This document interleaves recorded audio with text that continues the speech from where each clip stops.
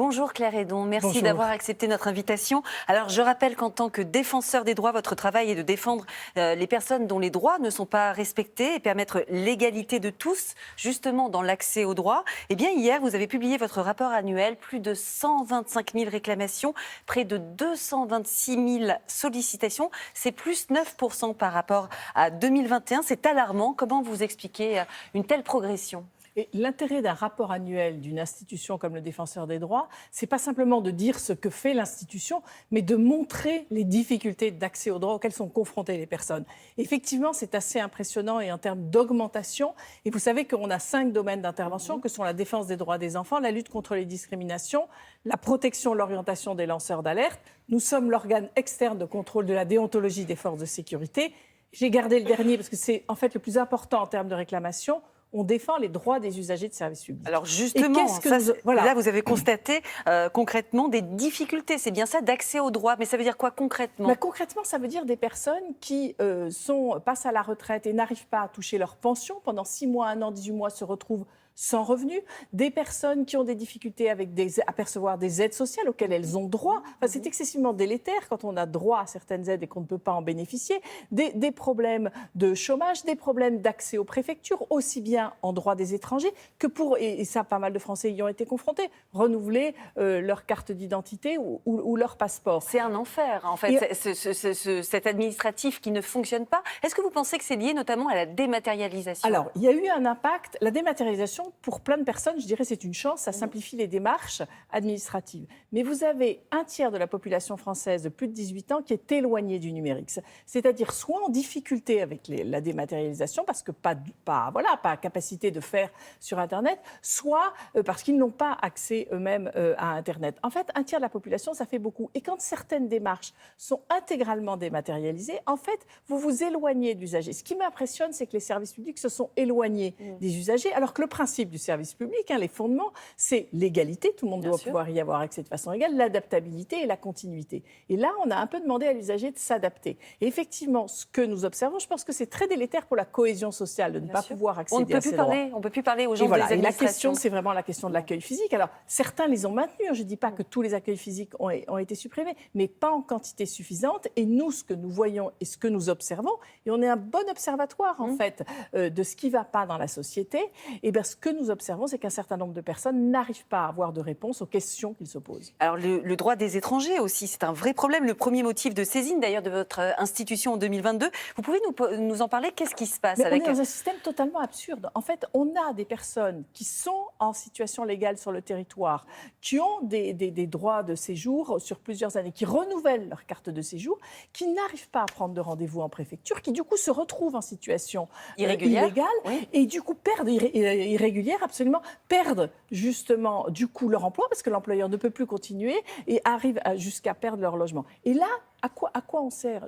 C'est simplement à permettre à ces personnes d'avoir un rendez-vous en préfecture ou avoir une réponse sur leur dossier. Mais, enfin, franchement, une institution comme le Défenseur des droits n'a pas vocation à être le Doctolib des rendez-vous en préfecture. Soyons très concrets. On est dans un système absolument absurde de personnes qui obtiendront leur droit au séjour. Enfin, je pense à une femme de 82 ans, ça fait 50 ans qu'elle est en France, elle n'arrivait pas à prendre un rendez-vous en préfecture, elle s'est retrouvée en situation illégale, son fils était malade en Algérie, elle n'a pas pu aller le voir, il est décédé, elle n'a pas pu aller à l'enterrement. Vous vous rendez compte l'absurdité du système et injuste d'une surtout. femme qui aura le renouvellement de sa carte de séjour. On va parler également du droit des enfants parce que votre rapport fait état d'une augmentation de 20% des saisines évoquant des atteintes aux droits des enfants. On va notamment parler des maltraitances institutionnalisée, enfin c'est le mot qui a été utilisé, notamment dans les crèches. Est-ce que vous pensez qu'il va y avoir, comme pour les EHPAD, une crise dans le secteur de la petite enfance ? Qu'est-ce que vous constatez ?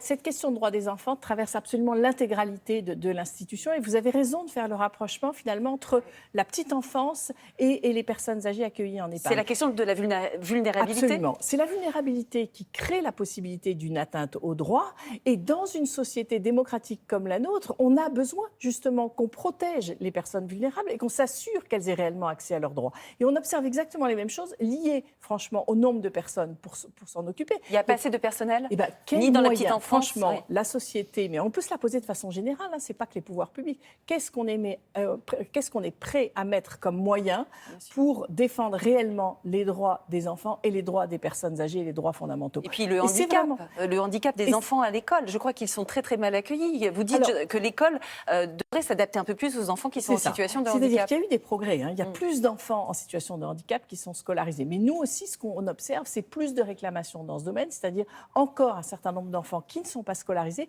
ou pas à temps complet.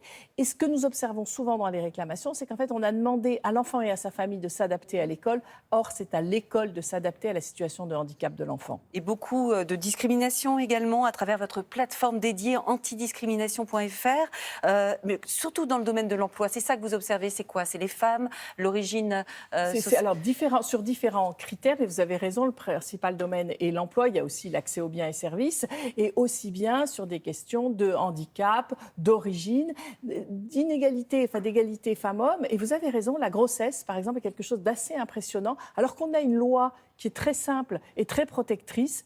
On voit des femmes qui viennent nous voir parce qu'elles n'ont pas retrouvé un poste à salaire équivalent, ou elles ont même été licenciées, ou leur CDD n'a pas été, ou leur CDD n'a pas été prolongé.